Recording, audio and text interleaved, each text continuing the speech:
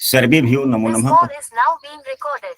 सर्वेभ्यो नमो नमः। कक्षा में उपस्थित सभी सदस्यों का आदर सहित अभिवादन एवं स्वागत भी। सभी सदस्य अपने अपने इष्टों का ध्यान करें। माता गायत्री के मंत्रों का एक बार अंतर्मन से उच्चारण अवश्य कर ले। साथ ही अपने प्रेरणा के स्रोत एवं अपने गुरुजनों को भी अंतर्मन से अभिवादन कर ले।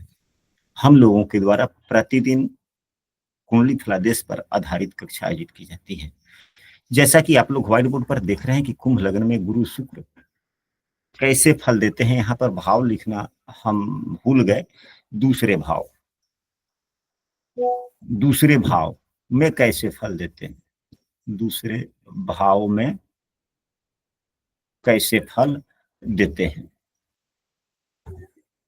यह जो प्रश्न है, यह प्रश्न आचार्य की परीक्षा की है। हम लोग यह सीखने का प्रयास करेंगे कि किसी भी लग्न में किसी भी ग्रहों के फल के बारे में हम लोग कैसे, परिणाम के बारे में कैसे आकलन कर सके। यदि युति है तो उसका आकलन हम लोग कैसे करें। यह परीक्षा का ही प्रश्न नहीं है। यह प्रश्न तो हमारे जीवन में आते जाते रहते हैं। जब हम कुंडली का फलादेश करते हैं तो इस प्रकार के असंख्य अनगिनत प्रश्न हमारे जीवन में आते हैं। तो इसके लिए जैसा कि आप लोग देख रहे हैं कि कुंभ लग्न में, तो कुंभ लग्न की हम लोग कुंडली बना लेते हैं राशि आधारित। अब यहाँ पर कुंभ लग्न 10, यहाँ 11, कुंभ मीन नहीं, ये तो मकर लग्न की हो गई। कुंभ, मीन, मेष, वृषभ, मिथुन, कर्क, सिंह, कन्या, तुला, वृश्चिक, धनु, मकर। अब देवगुरु बृहस्पति, यदि देवगुरु बृहस्पति यहाँ बैठते हैं तो क्या फल दे सकते हैं। हम लोग अलग अलग ग्रहों का फल के बारे में समझने का प्रयास करेंगे। फिर उसके बाद में युति के बारे में भी समझने का प्रयास करेंगे। तो किसी भी कुंडली के, किसी भी लग्न के कुंडली के किसी भी ग्रह का फलादेश करना हो तो सबसे पहले हम लोग यह देखते हैं कि वह किस भाव के भावेश हैं। तो यहाँ पर देवगुरु बृहस्पति की जो राशियां हैं वह 2 राशि है, धनु एवं मीन राशि है। धनु राशि लाभ भाव में यानी कि 11वें भाव में है, एवं मीन राशि दूसरे भाव में है। यानी कुंभ लग्न में देवगुरु बृहस्पति दूसरे भाव में स्वराशि के होकर बैठे हुए हैं। अब इस दोनों भावों के गुणवत्ता के बारे में देखा जाए तो 11वें भाव के स्वामी अच्छे फल नहीं देते, एवं दूसरा भाव जो होता है, दूसरा भाव मार्केश भाव भी है, ये मार्केश भाव के भी स्वामी हैं, एवं छठे से छठे होने के कारण 11वें भाव से भी बीमारी का विचार किया जाता है। और मार्केश यानी कि मृत्यु और बीमारी, बगैर बीमारी की मृत्यु होती नहीं। अधिकांशतः मृत्यु तो बीमारियों से ही होती है। तो यहाँ पर देवगुरु बृहस्पति को मुख्य मार्केश भी कहा जा सकता है। साथ ही दूसरा भाव धन का है और धन भाव के स्वामी अपने भाव में स्वगृही हैं, इसलिए संपन्नता तो होगा। देवगुरु बृहस्पति नीतिवान है, न्यायशील हैं, उदारवादी स्वभाव के हैं, ज्ञानवान भी हैं। और दूसरा भाव हमारे कुटुंबी जनों का होता है। तो हम ऐसे कह सकते हैं कि दूसरे भाव में देवगुरु बृहस्पति का होना व्यक्ति को संपन्नता तो देता है, धन तो देता है, परंतु परिवार कुटुंबों की जवाबदेहियां भी साथ रहती है। दूसरा भाव वाणी का है, वाणी मधुर होगी। देवगुरु बृहस्पति स्वादिष्ट भोजन करते हैं, ज्यादातर मीठा, तो व्यक्ति स्वादिष्ट भोजन एवं मीठे भोजन का शौकीन हो सकता है। एवं पंचम भाव का यह 10वां भाव है। पंचम भाव की कर्म भूमि है, पंचम भाव का कर्म भूमि है। यानी कि पंचम भाव जो हमारे संतान का भाव होता है, संतान भाव से 10वां भाव संतान के कर्म का हुआ। और संतान के कर्म भाव में अगर स्वगृही देवगुरु बृहस्पति बैठे हों तो हम ऐसे कह सकते हैं कि संतान का सुख उत्तम एवं संतान अच्छे होते हैं। अब दृष्टियों की बात कर लें तो देवगुरु बृहस्पति की दृष्टियां कैसे लेंगे। तो देवगुरु बृहस्पति की दृष्टि छठे भाव पर होगी 5वीं, देवगुरु बृहस्पति की दृष्टि 8वें भाव पर होगी 7वीं, देवगुरु बृहस्पति की दृष्टि 9वीं दृष्टि कहाँ होगा? 10म भाव पर होगा, कर्म भाव पे। कर्म भाव पे। तो देव हम ऐसे कह सकते हैं कि देवगुरु बृहस्पति की छठे भाव पर उच्च की दृष्टि पड़ने से जातक का क्या होगा? जातक रोग, ऋण इत्यादि से मुक्त होगा, शत्रु नहीं होंगे, या शत्रु के ना शत्रुहंता योग बनेगा, या शत्रु के नाश करने में सक्षम होगा, या शत्रु भी इससे शिक्षा प्राप्त करेंगे। छठे भाव पर दृष्टि पड़ने से और भी कई चीजें मजबूत होती है। देवगुरु बृहस्पति की अगर उच्च की दृष्टि छठे भाव पर पड़े तो नौकरी भी होने के योग बनते हैं। जातक कोई भी काम करेगा अच्छे ढंग से कार्य होंगे उसके, यानी कि व्यवसाय करे या नौकरी करे अच्छे ढंग से। साथ ही तीसरे भाव से लोकप्रियता का विचार किया जाता है, तीसरे भाव चौथे भाव से लोकप्रियता का विचार किया जाता है। लोकप्रियता राजनीति को जन्म देती है। तो हम ऐसे कह सकते हैं कि तीसरे भाव, चौथे भाव से तीसरे भाव पर देवगुरु बृहस्पति की उच्च की दृष्टि पड़ना एवं चौथे भाव से 11वें, जो चौथा भाव का जो इच्छा भाव होता है वह दूसरा भाव होता है, उस भाव में देवगुरु बृहस्पति का स्वराशि का होना, यानी कि लोकप्रियता की इच्छा मन में जगना और उस इच्छा को कार्यान्वित करना भी बड़े अच्छे ढंग से, सरल ढंग से, सौम्य ढंग से काम कर सकता है। इसलिए जातक क्या हो सकता है? राजनीति भी कर सकता है। सामान्यतः अगर देवगुरु बृहस्पति अच्छी स्थिति में हो, किसी पापग्रह से दृष्ट ना हो, किसी पापग्रह से दृष्ट ना हो। हालांकि कुंभ लग्न में शनि देव भी कम पाप फल देते हैं, मंगल देव भी कम पाप फल देते हैं, क्योंकि मंगल देव जो है वह तीसरे भाव के स्वामी है, तो वह 10म भाव के भी स्वामी है। शनि देव लग्नेशी हो जाते हैं। बुध देव अगर अष्टमेश है तो 5म भाव के भी स्वामी हैं, लेकिन मंगल एवं बुध हल्के नुकसानदायक स्थिति उत्पन्न कर देते हैं।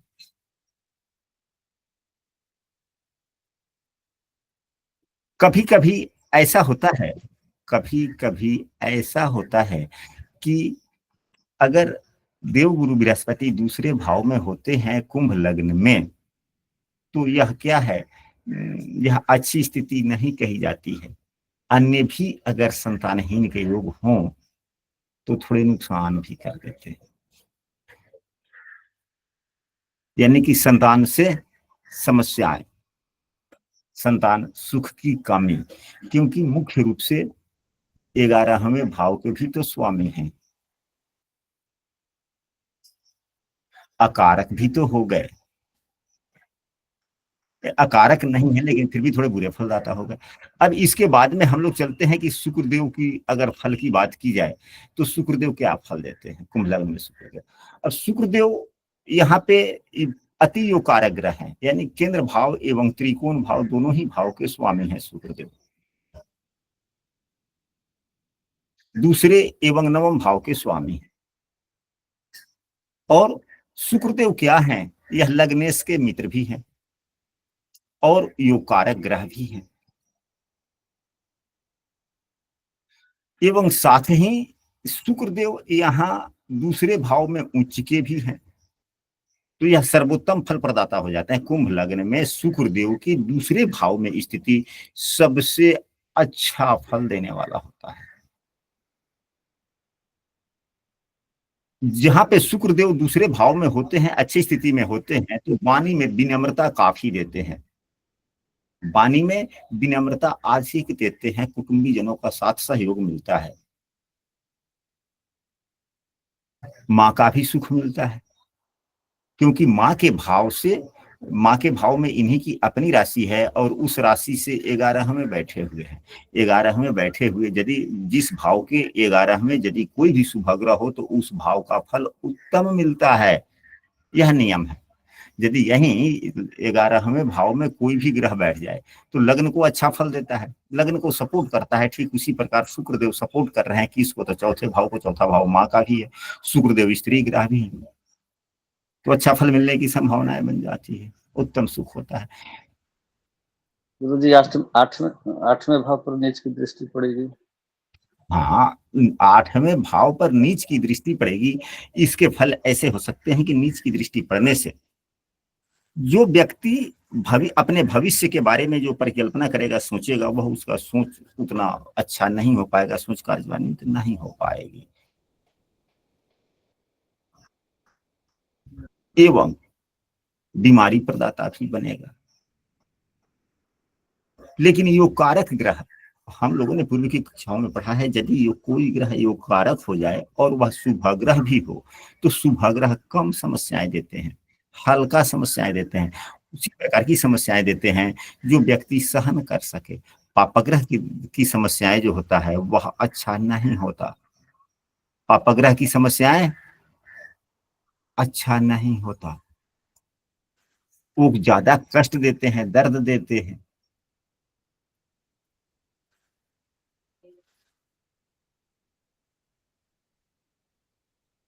शास्त्रों में यह बतलाया गया है कि यदि सुख भाव का स्वामी, यानी कि चौथे भाव का स्वामी यदि दूसरे भाव में होता है, ऐसा व्यक्ति बड़े आदरणीय होता है और समाज में सभ्य व्यक्तियों में उसकी गिनती होती है और अपने द्वारा कमाए गए धन का उपयोग अपने सुख सुविधाओं पर करता है। तो यह तो हुआ अलग अलग दोनों ही ग्रहों का फल।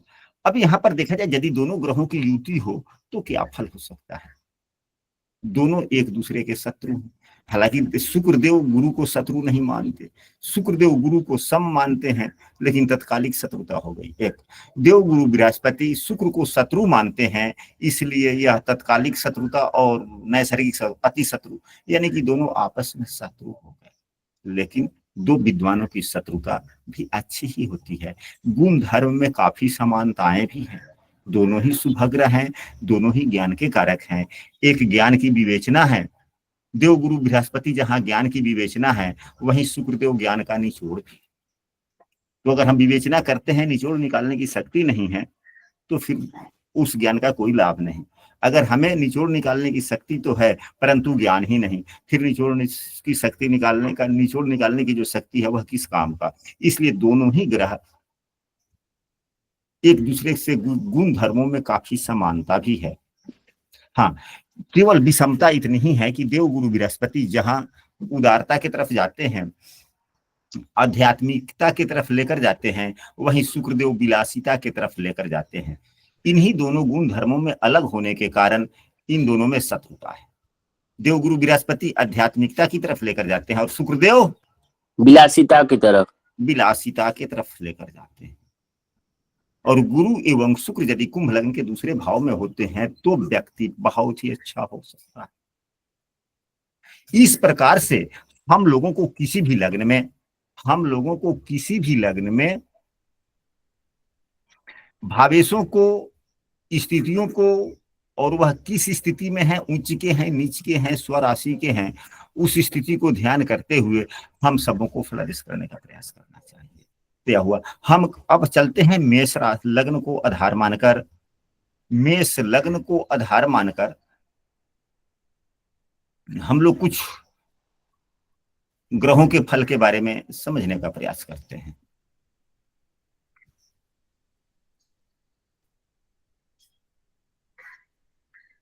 मेष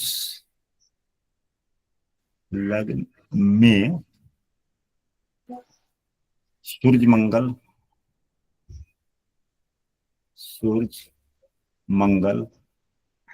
10वें भाव, मंगल शुक्र 7वें भाव, मंगल शुक्र 7वें भाव, मेष लग्न में ही शनि बृहस्पति 10वें भाव, शनि गुरु 10वें भाव में यह हो। अब इसके बाद में 1 मिनट जरा सा,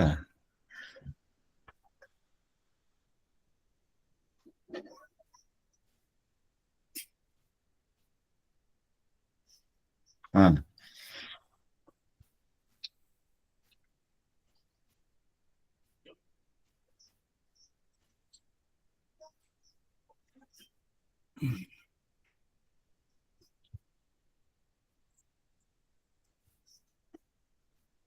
एक, दो, तीन, चार, पाँच, छ, सात, आठ, नौ, 10, 11, 12।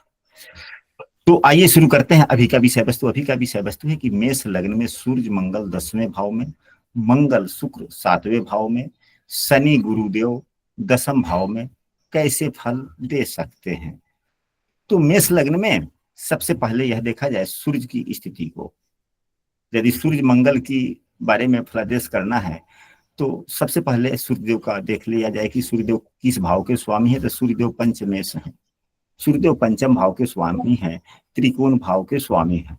इसलिए जो भी ग्रह त्रिकोण भाव का स्वामी होता है वह शुभ फल प्रदाता हो जाता है। अगर जिस ग्रह की एक ही राशि हो, अगर वह त्रिकोण भाव का स्वामी हो तो और अति उत्तम फल देने वाला हो जाता है। परंतु सूर्यदेव यहाँ पर शत्रु राशि में भी है। ग्रहों का फल परिणाम ग्रहों की स्थिति एवं उस ग्रहों पर पड़ने वाले अन्य ग्रहों के दृष्टियों को भी आधार लेकर किया जाता है। यदि किसी ग्रह से कोई ग्रह दृष्ट है तो फलों में थोड़ा परिवर्तन हो सकता है, इसका भी हम सबों को ध्यान रखना चाहिए। परंतु मकर राशि के सूर्य अच्छे फल देते हैं और वो भी 10म भाव में। 10म भाव में सूर्य देव दिग्बली माने जाते हैं। सूर्यदेव ही नहीं, मंगल एवं सूर्य दोनों ही 10म भाव में दिग्बली माने जाते हैं।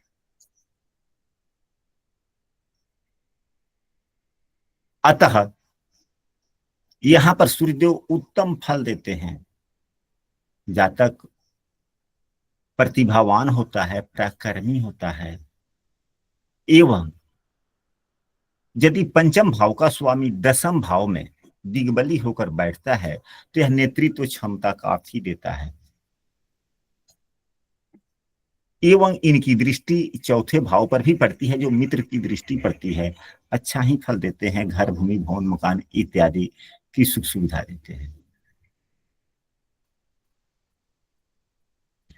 और जो ही ऐसा व्यक्ति जिसके 10म भाव में सूर्यदेव होते हैं, ऐसे व्यक्ति को अक्सर देखा गया है कि 10+2 तक या 10 क्लास तक, मैट्रिक क्लास तक थोड़ा पढ़ने में थोड़ा कमजोर हो सकता है, परंतु जो ही 10+2 से जब आगे बढ़ता है विद्यार्थी तो बहुत ही आगे बढ़ता चला जाता है। यानी कि विद्या के क्षेत्र में यदि वह मन लगाकर पढ़ने लगे तो बहुत ही उत्तम फल देता है, यदि मेष लग्न के में सूर्यदेव 10म भाव में होते हैं तो।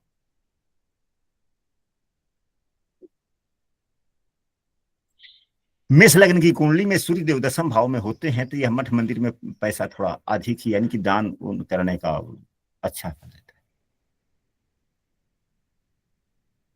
सूर्यदेव की दशाएं यदि पंचम भाव के स्वामी होकर के मेष लग्न में 10म भाव में बैठे हुए होते हैं तो सूर्यदेव की दशाएं भी अच्छे फल देते हैं।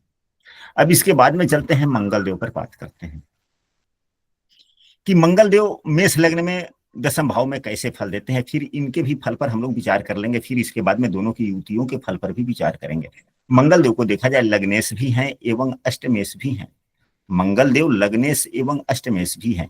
हम लोगों ने पूर्व की कक्षाओं में पढ़ा है कि यदि मंगल जो कोई भी ग्रह यदि लग्नेश भी हो, कोई भी ग्रह यदि लग्नेश हो एवं अष्टमेश भी हो तो अष्टमेश का दोष समाप्त हो जाता है।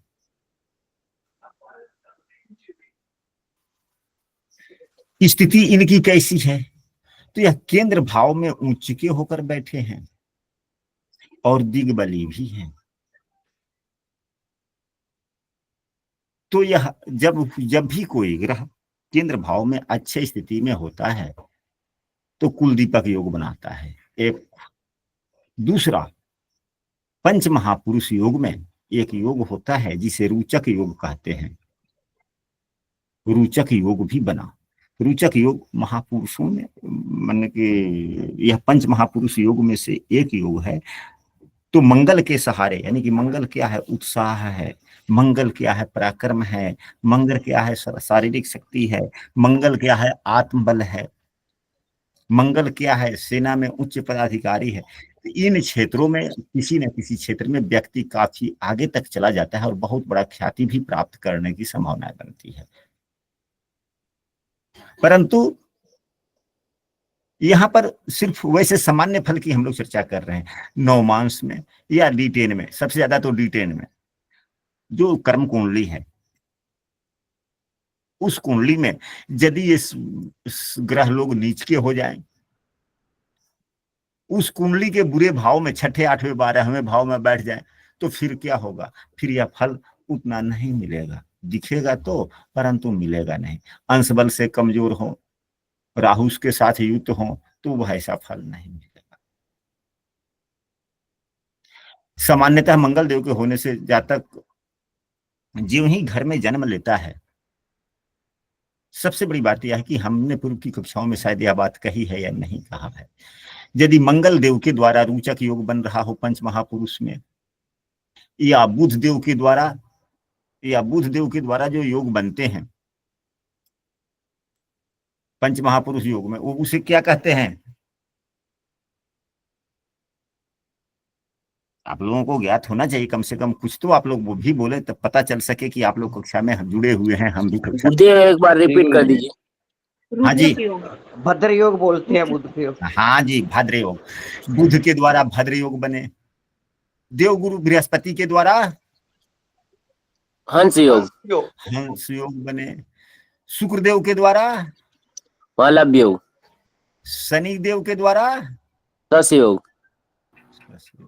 यानी कि पंच महापुरुष जो होते हैं, यानी कि मंगल देव केंद्र भाव में कहीं भी अपने स्वराशि या अपने उच्च राशि के केंद्र भाव में बैठे हों तो रोचक योग। बुध देव अपने स्वराशि उच्च राशि के होकर के अगर बैठे हों, मूल त्रिकोण राशि होकर बैठे हों तो भद्र योग। देवगुरु बृहस्पति अपने स्वराशि या अपने मूल त्रिकोण राशि के होकर के केंद्र भाव में बैठे हुए हों तो हंस योग। शुक्रदेव अपने स्वराशि या अपने उच्च राशि के होकर के बैठे हो तो मालव्य योग। शनि देव अपने स्वराशि या अपने उच्च राशि के होकर के अगर बैठे हों तो दस योग। यदि किसी संतान का घर में जन्म होता है और इन पंच महापुरुष योगों में से कोई भी एक योग अगर कुंडली में है, तो उस व्यक्ति के घर में जातक के जन्म होते ही उन्नति समृद्धि बढ़ने लगती है, शुभ फल मिलने लगते हैं। हम लोग ऐसे कर सकते हैं। अब आते हैं मंगल की दृष्टियों की बात कर लें तो मंगल देव की चौथी दृष्टि लग्न पर पड़ती है, जो इनकी अपने मूल त्रिकोण की दृष्टि हो गई। एक तो मंगल उच्च राशि के, दूसरे में मंगल अपने स्वराशि मूल त्रिकोण राशि को देख रहे हैं। लग्न भी अच्छा हो गया, लग्न बलवान हो गया, व्यक्ति निरोगी होगा।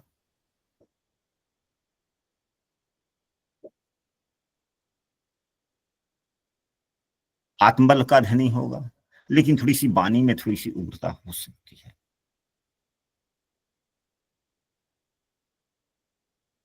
मंगल की चौथे भाव पर नीच की दृष्टि है।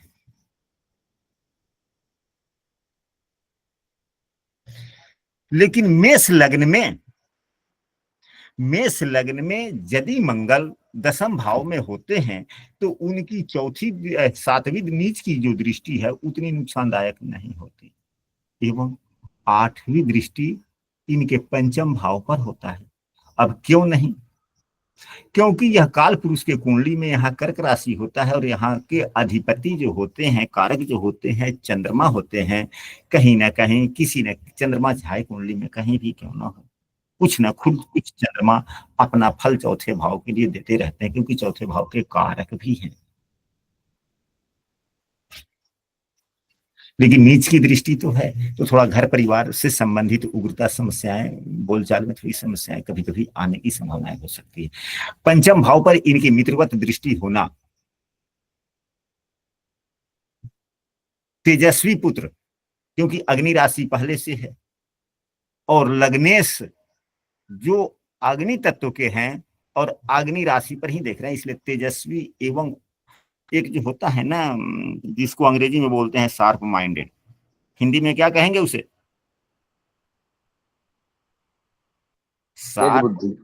तीव्र बुद्धि होने की संभव नहीं होती। अब दोनों के फल तो अच्छे हो गए। अगर मंगल सूर्य की युति मेष लग्न के 10वें भाव में हो तो हम लोग ऐसे कह सकते हैं कि जातक सर्वगुण संपन्न होगा। एवं अब मंगल एवं सूर्य दोनों क्या हैं? दोनों त्रिकोणपति हैं, दो त्रिकोण भाव के स्वामी केंद्र भाव में युति बनाकर हैं। या ऐसे भी कह सकते हैं कि केंद्र भाव एवं त्रिकोण भाव के स्वामी की युति केंद्र भाव में है, शुभ भाव में। तो यह तो क्या योग हो गया? अगर दोनों की स्थिति नवमांश में एवं दशमांश कुंडली में ठीक ठाक हो तो व्यक्ति बहुत बड़ा व्यक्ति बन सकता है, उच्च पदाधिकारी तक का सफर तय कर सकता है। यहां तक बातें स्पष्ट हुई? जी गुरुदेव। आगे बढ़ा जाए। जी। इसी प्रकार से हम लोग किसी भी लग्न में किसी भी ग्रह पर हम लोग चर्चा कर सकते हैं, फलादेश कर सकते हैं, प्रयास कर सकते हैं। अब यहाँ पर देखा जाए जो प्रश्न है कि मंगल शुक्र 7वें भाव में, अब यहीं पे मंगल देव और शुक्र देव 7वें भाव में कैसे फल दे सकते हैं? तो यहाँ पर मंगल देव की स्थिति को देखा जाए कि सबसे पहले कहाँ है और किस स्थिति में है। तो मंगल देव लग्नेश है एवं अष्टमेश है। हमने अभी क्वेश्चन पहले कहा था कि यदि कोई ग्रह लग्नेश भी होता है एवं अष्टमेश भी होता है तो उसके दोष नहीं लगते। किसके दोष नहीं लगते? तो अष्टम भाव के स्वामी होने का दोष नहीं लगता। यहां मंगल तुला राशि में है। तुला राशि में मंगल उतने अच्छे फल नहीं देते। हालांकि यह उनकी शत्रु राशि नहीं है। मंगल जहां उग्रता है, जल्दी जल्दी काम करके समाप्त करना चाहता है, आगे बढ़ना चाहता है, वहीं तुला राशि जो है विलासी राशि है। कौन सी राशि है? विलासिता की। विलासिता की राशि है। तो विलासिता में एवं जल्दबाजी में मेल हो सकता है क्या? नहीं गुरुदेव। नहीं गुरुजी। विलासिता आनंद चाहता है एवं अग्नि तत्व का जो ग्रह होता है वह चाहता है कि, और जो उत्साही होता है, तो जो व्यक्ति जितना अधिक उत्साही होगा वह चाहता है कि मैं अपना काम जल्दी समाप्त कर लूं, और विलासिता कहता है कि नहीं अभी आराम करते हैं। आराम करिए, ऐसे आराम। तो क्या मंगल यहाँ पर उतना प्रसन्न रहेगा? पहले तो नहीं स्थिति। रहेगा गुरुदेव। और दूसरे बात यह है कि यह जो 7वां भाव है यह मिलन का भाव है। यह अंधकार एवं प्रकाश के मिलन का भी भाव है, समागम का भी भाव है। तो समागम में उत्साह नहीं चलता, यानी कि अंधकार एवं प्रकाश का, क्योंकि यहां से अभी ऐसे देखा जाए कुंडली, यह इधर रात हुआ और इधर दिन, तो दोनों का समागम 7वें भाव में हुआ कि नहीं हुआ? मिल जाना। यहाँ दिन रात में मिलता है और यहाँ रात दिन में मिल जाता, बदल जाता है। इसलिए मंगल 7वें भाव में उतने प्रसन्न नहीं होते जितना उन्हें होना चाहिए सामान्यतः। तो दो कारण हो गए। अब इसके बाद में मेष लग्न में मंगल देव मार्केश का काम नहीं करते। मेष लग्न में शुक्र देव मार्केश का काम करते हैं।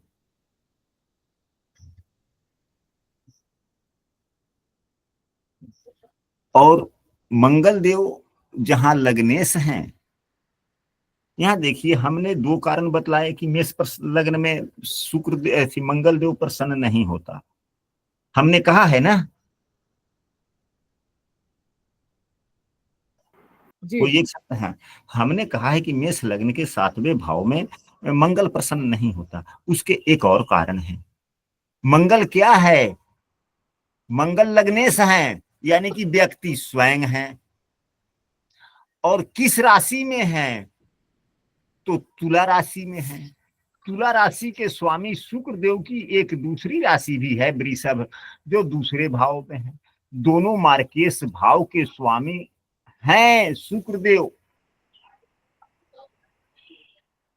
तो अगर कोई इनकी दूसरी राशि दूसरे जगह पर होता तो उतना स्थिति खराब नहीं होती। तो क्या जब मंगल देव यानी कि व्यक्ति मार्केश यानी कि जो कष्टदायक स्थितियां हैं जीवन की, वहां पे अगर वह रहता है, उस माहौल में रहता है, तो क्या वह प्रसन्न रहेगा? नहीं गुरुजी। रहेगा गुरुदेव। एक यह भी कारण हो गए। तो फलादेश करने के लिए हम सब गुरुजी इसमें इसका कुछ प्रभाव रहेगा जो अपनी 8 नंबर की राशि से ये 12वें भाव में हो गए? हाँ जी, उसका भी प्रभाव रहेगा ना। अभी कुछ तो यह हो गया। इसके बाद में अब 8वें से 12वें हैं, इसका भी प्रभाव रहेगा। चलिए हम उस पर भी चर्चा कर लेंगे, अभी जो बोल रहे हैं उसको। लेकिन फिर भी थोड़ा मन से संकित रहेगा व्यक्ति का, परंतु फिर भी अच्छा फल देगा, क्योंकि लग्नेश के द्वारा दशम भाव उच्च की दृष्टि से देखा जा रहा है, एवं लग्नेश के द्वारा लग्न को भी देखा जा रहा है, एवं लग्नेश के द्वारा दूसरे भाव को भी देखा जा रहा है। क्या फल हो सकते हैं? तो जब मंगल दशम भाव को उच्च की दृष्टिकोण से, उच्च की दृष्टि से देखता है एवं लग्न को भी देखता है, ऐसे में व्यक्ति, और साथ में यह मंगल देव वाणी भाव को भी देख रहे हैं। मंगल देव क्या है? मंगल देव तार्किक क्षमता भी है। अगर मंगल देव अंश बल से मजबूत हो, किसी शुभग्रह के द्वारा युत दृष्ट हो, ऐसा व्यक्ति न्यायशीलता की तरफ बढ़ जाता है, क्योंकि कर्म में मंगल देव देख रहे हैं उच्च की दृष्टि से, और मंगल देव वही लग्नेश होकर कर्म भाव को उच्च की दृष्टि से देख रहे हैं और वाणी भाव को भी देख रहे हैं। तो इंसाफ के सहारे आगे बढ़ जाना, यानी कि वकील जज, क्योंकि तार्किक क्षमता तो हो ही गया।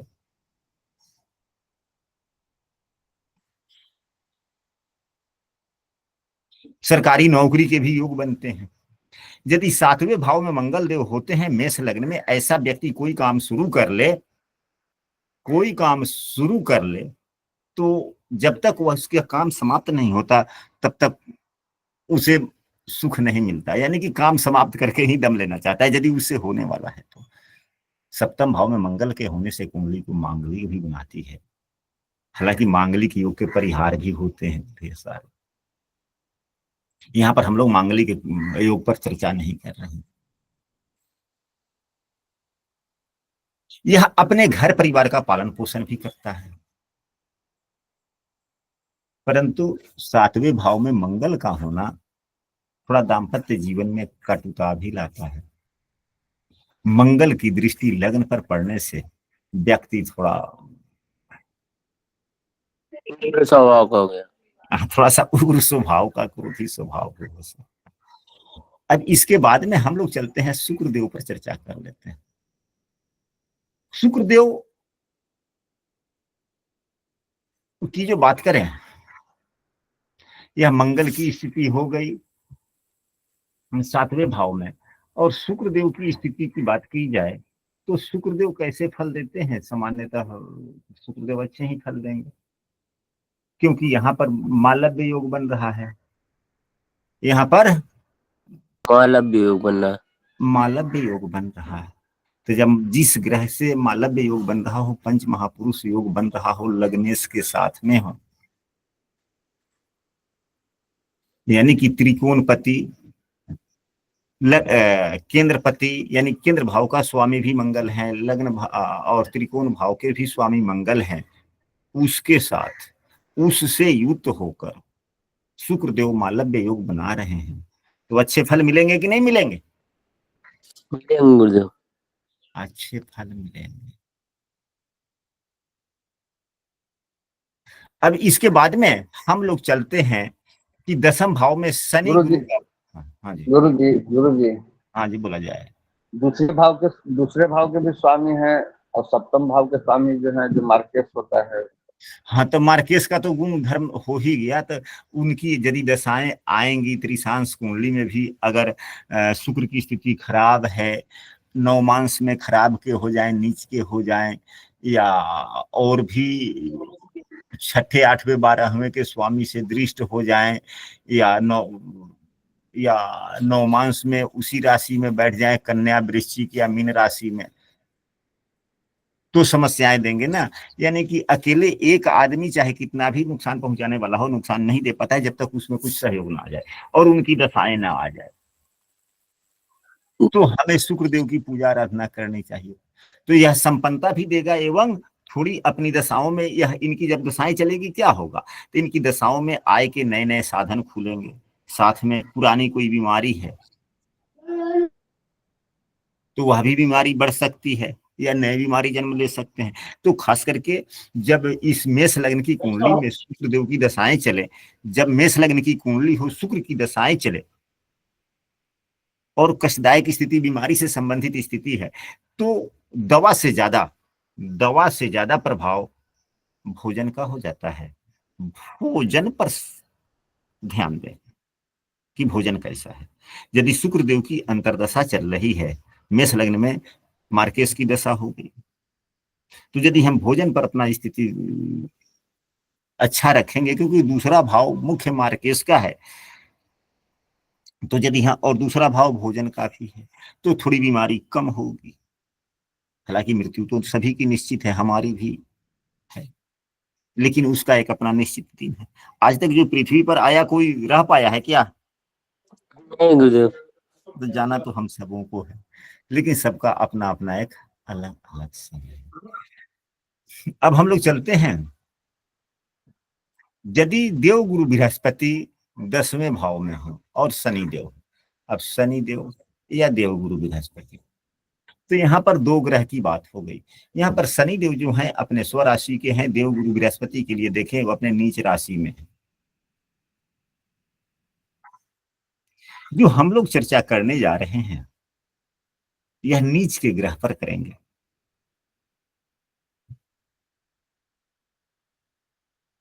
नीच के ग्रह समस्याएं तो देते हैं, कभी कभी संपन्नता भी देते हैं, जब भी उनका नीच भंग हो रहा।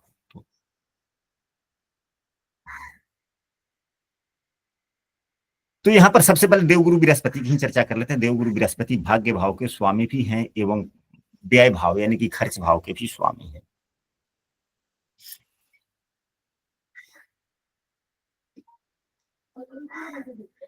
इस स्थिति में यहाँ पर 12वें भाव के स्वामी होने का दोष नहीं लगेगा।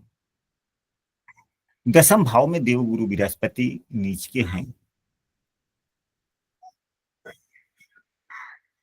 लेकिन यहाँ पे 10वें भाव में या केंद्र भाव में देवगुरु बृहस्पति का होना केसरी योग भी बनता है। गज केसरी तो चंद्रमा से युक्त होने पर, किसी भी राशि में देवगुरु बृहस्पति हो, केंद्र भाव में हो, तो केसरी योग बना देते हैं, कुल दीपक योग बनाते हैं। परंतु यहाँ पर दोनों ही योग उतने प्रभावी नहीं होंगे, क्योंकि देवगुरु बृहस्पति नीच के हो गए। ऐसे भी कहा गया है, शास्त्रों में मानसागरी पुस्तक में हमने पढ़ा है, लिखा गया है कि किंग कुर्वन्ति ग्रह सर्वे जस्य केंद्रे बृहस्पति,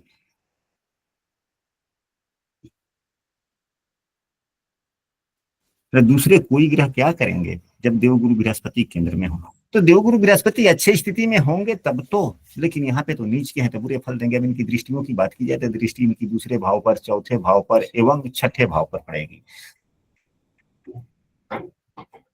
तो दूसरा भाव धन का है, यह भी कुटुंबी जनों का है, वहां पर अच्छे फल दे देंगे। चौथा भाव घर परिवार का है, यहाँ भी अच्छे फल देंगे। इन सभी चीजों में विकास होगा। प्रारंभिक शिक्षा अच्छे स्तर का होगा। शुरू में बचपना में पढ़ने में बड़ा मन लगेगा, बचपना में पढ़ने में खूब मन लगेगा। विद्यार्थी जो है बचपना में वह कॉपी कलम लेकर ही खेलेगा, क्योंकि चौथा भाव पर देवगुरु बृहस्पति की उच्च की दृष्टि हो गई। छठे भाव पर इनकी दृष्टि पड़ने से नौकरी में भी सहूलियत होने की संभावनाएं बनती, धार्मिक कार्यों में भी मन लगेगा। क्योंकि दसम भाव।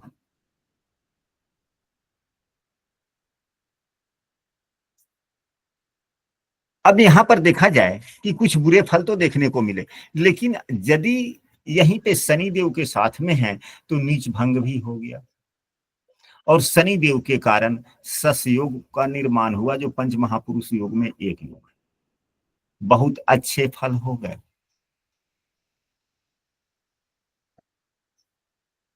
बहुत ही अच्छे फल हो गए। यह नीच भंग राजयोग भी बना रहा है, सस योग भी बना रहा है। यहाँ देवगुरु बृहस्पति का नीचत्व तो समाप्त हो जाएगा।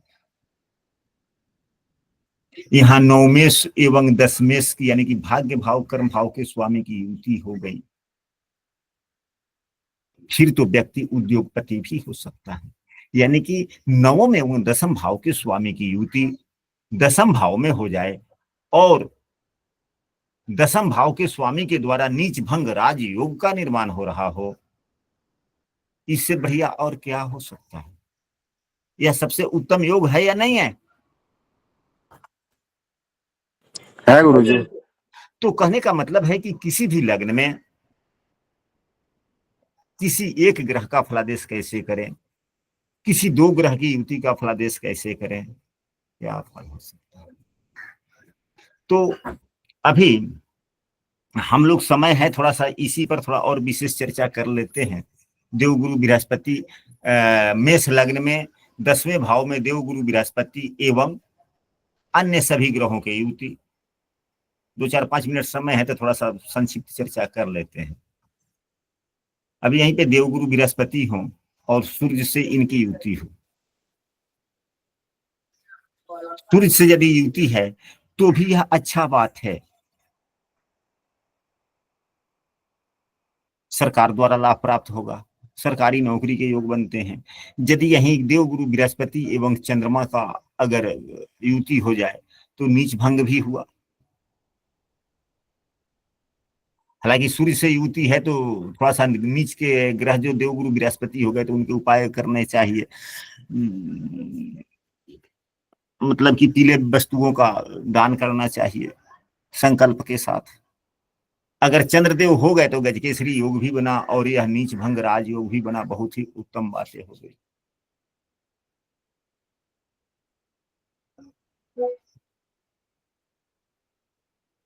यदि मंगल देव हो जाएंगे तब भी नीच भंग राजयोग हुआ, तब भी अच्छे ही फल हो गए। अगर बुध देव हो गए, अगर बुध देव के साथ में गुरुदेव की युति यहाँ पर हो गई तो यह थोड़ा सा अच्छा बात नहीं है, क्योंकि एक तो नीच के ग्रह है यहाँ पर देवगुरु बृहस्पति, बुध देव तीसरे एवं छठे भाव के अकारक भाव के स्वामी, तो थोड़ा अच्छा फल नहीं।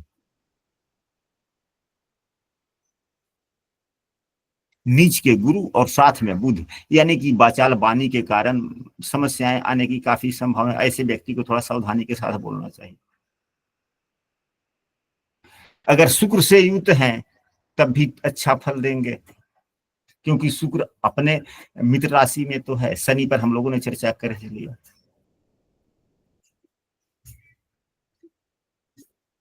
अगर यहीं राहु के साथ में युक्त हो जाए तो यह नुकसानदायक स्थितियां हो गई। हालांकि ऐसा हम लोगों ने पूर्व की कक्षा में काफी बार बार चर्चा किया है कि यदि राहु के साथ में त्रिकोण भाव का स्वामी, यहाँ पर देवगुरु बृहस्पति त्रिकोण भाव के स्वामी हैं, त्रिकोण भाव के स्वामी के साथ केंद्र में यदि राहु होता है तो राजयोग प्रदान करता है।